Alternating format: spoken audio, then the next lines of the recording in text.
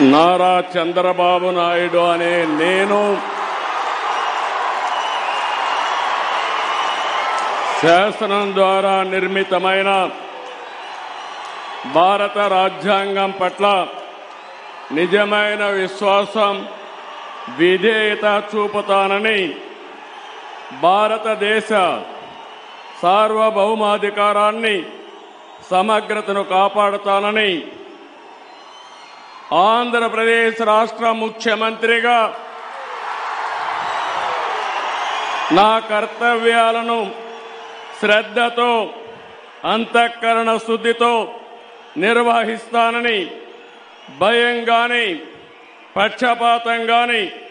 రాగద్వేషాలు గాని లేకుండా రాజ్యాంగాన్ని, శాసనాలను అనుసరించి ప్రజలందరికీ న్యాయం చేకూరుస్తానని దైవ సాక్షిగా ప్రమాణం చేస్తున్నాను. నేను నారా చంద్రబాబు నాయుడు అనే నేను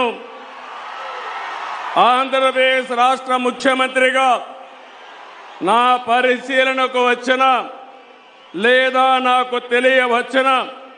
ఏ విషయాన్ని నా కర్తవ్యాలను సక్రమంగా నిర్వహించేందుకు